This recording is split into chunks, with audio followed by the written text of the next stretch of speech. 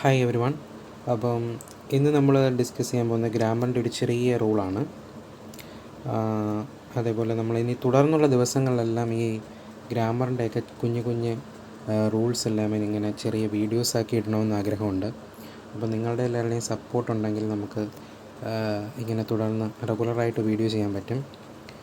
അതുപോലെ തന്നെ നമ്മുടെ ചാനലിലൂടെ സിംപ്ലിഫിക്കേഷൻ്റെയൊക്കെ വീഡിയോസ് ഷോർട്സാക്കി ഇടുന്നുണ്ട്. അതുപോലെ ഇഡിയംസ് ആൻഡ് ഫ്രേസസ് എല്ലാം മുമ്പത്തെ കോമ്പറ്റേറ്റീവ് എക്സാംസായ SSCക്കും അതേപോലെ തന്നെ ബാങ്ക് എക്സാംസിനുമൊക്കെ ചോദിച്ചിട്ടുള്ള ക്വസ്റ്റ്യൻസാണ്. അപ്പോൾ എല്ലാവരും അതൊക്കെ പോയി ഒന്ന് കാണുക, ക്വസ്റ്റ്യൻസൊക്കെ ഒന്ന് ചെയ്ത് നോക്കുക, അതേപോലെ ഞങ്ങളെ ഒന്ന് സപ്പോർട്ട് ചെയ്യുക. ഓക്കെ, അപ്പോൾ ഇന്ന് നമുക്ക് നമ്മുടെ റൂളിലോട്ട് വരാം. നമ്മൾ ഡിസ്കസ് ചെയ്യാൻ പോകുന്ന ബോത്ത് എന്നതിൻ്റെ കുറച്ച് റൂൾസാണ്. ഈ ബോത്ത് എന്ന് പറയുന്നത് തന്നെ നമുക്ക് ഇതിന് മെയിനായിട്ടൊരു 3 കൺസെപ്റ്റ്സ് ഉണ്ട്. 3 കൺസെപ്റ്റ്സ് നമ്മളിപ്പോൾ ഇതിവിടെ തയ്യാറാക്കിയിരിക്കുന്നത് നമ്മുടെ എറർ സ്പോട്ടിംഗ് ഒക്കെ ഉണ്ടല്ലോ, നമ്മുടെ എക്സാംസിന് സ്ഥിരമായിട്ട് ചോദിക്കുന്ന ഇംഗ്ലീഷിൻ്റെ ഭാഗത്തുനിന്ന് ചോദിക്കുന്ന ഒരു സെക്ഷനാണ് എറർ സ്പോട്ടിംഗ്. അതിനകത്തുനിന്ന് ഈ ബോത്ത് വരുമ്പോൾ നമ്മൾ ശ്രദ്ധിക്കേണ്ട കാര്യങ്ങളാണ്. നമ്മൾ ആ ഒരു ഭാഗത്തുനിന്ന് വരുന്ന ഗ്രാമറാണ് കൂടുതലും ഇതിനകത്ത് ഇൻക്ലൂഡ് ആക്കിയിട്ടുള്ളത്. ഇതിനെ ബോത്തിന് നമുക്ക് 3 കൺസെപ്റ്റ്സ് ആക്കി ഡിവൈഡ് ചെയ്യാം. ഒന്നാമത്തെ കൺസെപ്റ്റ് എന്ന് പറയുന്നത് ഇതാണ്. ബോത്ത് കഴിഞ്ഞിട്ട് ആസ് വെൽ ആസ് നമ്മൾ ഉപയോഗിച്ച് കണ്ടിട്ടുണ്ട്. എറർ സ്പോട്ടിങ്ങിലൊക്കെ നമ്മൾ കണ്ടിട്ടുള്ള സാധനമാണ്. ബോത്ത് കഴിഞ്ഞ് ആസ് വെൽ ആസ് ഇത് ഉപയോഗിക്കാൻ പാടുണ്ടോ? പാടില്ല. ബോത്ത് കഴിഞ്ഞ് നമ്മൾ ആസ് വെൽ ആസ് ഉപയോഗിക്കില്ല. നോക്കി, both Mohan as well as Ravi are playing. ബോത്തിന് ശേഷം ഇവിടെ എന്താണ് ഉപയോഗിച്ചിരിക്കുന്നത്? As well as. അത് പാടട്ടോ? അങ്ങനെ ഉപയോഗിക്കാൻ പാടില്ല. പകരം നമുക്ക് എന്ത് പറയാം? Both Mohan and Ravi are playing. ഇതെന്താണ്? കറക്റ്റാണ്. ഈ സെൻറ്റൻസ് റോങ് ആണ്. മനസ്സിലായോ? അപ്പോൾ ബോത്തിൻ്റെ കൂടെ ആസ് വെൽ ആസ് ഉപയോഗിക്കാൻ പാടില്ല. ബോത്തിൻ്റെ കൂടെ നമുക്ക് എന്ത് ഉപയോഗിക്കാം? കണക്റ്ററായിട്ട് നമുക്കിടെ ആൻഡ് ഉപയോഗിക്കാം. Both Mohan and Ravi are playing. Okay, അപ്പോൾ ഫസ്റ്റ് കൺസെപ്റ്റ് ഇത്ര മാത്രമേ ഉള്ളൂ. സെക്കൻഡിലോട്ട് പോകാം. സെക്കൻഡ് കൺസെപ്റ്റ് പറയുന്ന ഇതാണ്. കൺസെപ്റ്റ് നമ്പർ 2, ബോത്ത് കഴിഞ്ഞിട്ട് നോട്ട് നമ്മൾ ഉപയോഗിക്കാൻ പാടില്ല. ബോത്ത് കഴിഞ്ഞിട്ട് എന്ത് ഉപയോഗിക്കാൻ പാടില്ല? നോട്ട് ഉപയോഗിക്കാൻ പാടില്ല. ഇതാണ്ടേ നോക്കിക്കേ, both Mohan and Ravi are not playing. Both Mohan and Ravi are not. ഇതാണ്ടേ, ഇപ്പോൾ ഈ ബോത്ത് കഴിഞ്ഞ ഉടനെ നോട്ട് വന്നാൽ നമുക്ക് പറയാം ആ സെൻറ്റൻസ് റോങ് ആണ്. അപ്പോൾ നിങ്ങൾ എറർ സ്പോട്ടിങ്ങിലൊക്കെ കാണുമ്പോൾ ബോത്തിന് ശേഷം നോട്ട് വരികയാണെങ്കിൽ, നെഗറ്റീവ് പാർട്ട് വരികയാണെങ്കിൽ നമുക്ക് എന്ത് പറയാം? ആ സെൻറ്റൻസ് റോങ് ആണ്, ആ പാർട്ട് റോങ് ആണെന്ന് നമുക്ക് പറയാം.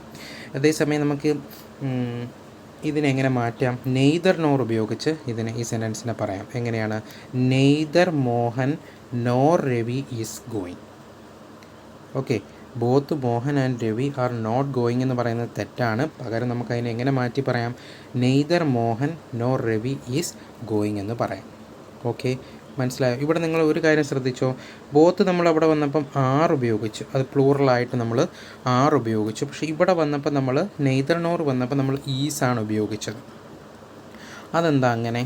അതിൻ്റെ കാരണം എന്ന് വെച്ചാൽ നമ്മൾ ഈ ഈച്ച്, അതേപോലെ എവരി, പിന്നെ എയ്തർ, പിന്നെന്താണ് നെയ്തർ, ഇതിനെയൊക്കെ ശേഷം നമ്മൾ എന്തേ ഉപയോഗിക്കത്തുള്ളൂ? ഇതിന് ശേഷം നമ്മൾ സിംഗുലറായ വെർബ് മാത്രമേ ഉപയോഗിക്കത്തുള്ളൂ. ഓക്കെ, അത് ഓർത്ത് വെച്ചേക്കുക.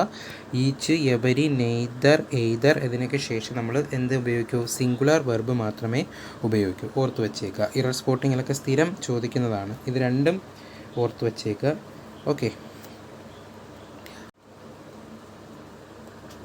നമുക്കിനി കൺസെപ്റ്റ് 3 പോകാം. കൺസെപ്റ്റ് 3 എന്താണ് പറയുന്നത്?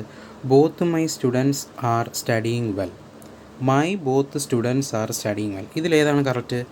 നമുക്ക് കാണുമ്പോൾ തന്നെ അറിയാമല്ലോ ഏതാണ് കറക്റ്റ്. മൈ എന്ത് വരാൻ പാടില്ല? ആദ്യം വരാൻ പാടില്ല. Both my students are studying well എന്ന് പറയുന്ന സെൻറ്റൻസ് ആണ് correct. My both students are studying well എന്ന് പറയത്തില്ല. കാരണം ഇവിടെ മൈ എന്ന് പറയുന്നത് എന്താണ്? പൊസസീവ് അഡ്ജക്റ്റീവ് എന്ന് പറയും അല്ലേ? Possessive adjective. എന്താണ് ഈ പൊസസീവ് അഡ്ജക്റ്റീവ്സ് എന്ന് പറയുന്നത്? എൻ്റെ, അവളുടെ, അവൻ്റെ, അവരുടെ എന്നൊക്കെ പറയുന്നതാണ് നമ്മളെ പൊസസീവ് അഡ്ജക്റ്റീവ് എന്ന് പറയുന്നത് അല്ലേ? മൈ, ഹർ, ഹിസ്, പിന്നെ അതേപോലെ എന്താണ് ദയർ എന്നൊക്കെ പറയുന്നതാണ് പൊസസീവ് അഡ്ജക്റ്റീവ് എന്ന് പറയുന്നത്. അപ്പോൾ ഈ പൊസസീവ് അഡ്ജക്റ്റീവ് എപ്പോഴും ബോത്തിന് ശേഷം മാത്രമേ വരാവൂ. ബോത്തിന് ശേഷം മാത്രമേ പൊസസീവ് അഡ്ജക്റ്റീവ്സ് വരാൻ പാടുള്ളൂ. പൊസസീവ് അഡ്ജക്റ്റീവ് ബോത്തിന് മുമ്പ് എന്ത് ചെയ്യാൻ പാടില്ല, വരാൻ പാടില്ല. ഇതിന് ശേഷം മാത്രമേ വരാൻ പാടുള്ളൂ. അതുകൊണ്ടാണ് ബോത്ത് മൈ സ്റ്റുഡൻസ് വന്നത്. മൈ ബോത്ത് സ്റ്റുഡൻസ് എന്താണ്, തെറ്റാണ്. ഓക്കെ, മനസ്സിലായല്ലോ. അപ്പോൾ ഇതാണ് ബോത്തിനെ സംബന്ധിച്ച് നമ്മൾ ഓർത്തിരിക്കേണ്ട 3 കൺസെപ്റ്റുകൾ എന്ന് പറയുന്നത്. ഓക്കെ, ഇനി നമുക്കൊരു 2-3 ക്വസ്റ്റ്യൻസ് നോക്കാം എങ്ങനെയാണ്. ഇതിൻ്റെ എക്സാമ്പിൾസാണ് നമുക്ക് നോക്കാം.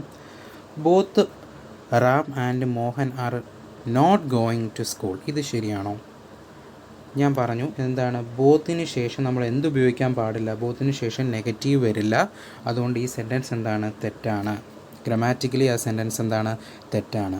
അടുത്ത എന്താണ്, neither Ram nor Mohan is going to school. അതെന്താണ്, കറക്റ്റാണ്. അതിൽ തെറ്റൊന്നുമില്ലല്ലോ, ഇല്ല. ഇവിടെ ബോത്തിന് ശേഷം നെഗറ്റീവ് വന്നതുകൊണ്ടാണ് അത് റോങ് ആയത്. ഇതേ സെൻറ്റൻസിനെ തന്നെയാണ് അവിടെ തിരുത്തി പറഞ്ഞിരിക്കുന്നത്, നെയ്തർ നോർ ഉപയോഗിച്ച്. Neither Ram nor Mohan is going to school. Okay, അടുത്ത എന്താണ്, അടുത്ത നിങ്ങൾക്ക് ഞാൻ ഹോംവർക്കായിട്ട് തരികയാണ്. ഓക്കെ, നിങ്ങൾ തന്നെ ചെയ്ത് നോക്കുക എന്താണ് തെറ്റ്, ഇതിലേതാണ് കറക്റ്റ് എന്ന് നിങ്ങൾ തന്നെ ചെക്ക് ചെയ്ത് നോക്കുക. ഓക്കെ, അപ്പോൾ എല്ലാവർക്കും ഈ വീഡിയോ ഇഷ്ടപ്പെട്ടു എന്ന് ഞാൻ കരുതുന്നു. ഇഷ്ടപ്പെട്ടെങ്കിൽ തീർച്ചയായും വീഡിയോ ഒന്ന് ലൈക്ക് ചെയ്യുക. അതേപോലെ ഇതേപോലത്തുള്ള ഗ്രാമർ റൂൾസൊക്കെ അറിയാൻ വേണ്ടി നിങ്ങൾ ഞങ്ങളുടെ ചാനൽ ഒന്ന് സബ്സ്ക്രൈബ് ചെയ്യുക. Okay, thank you.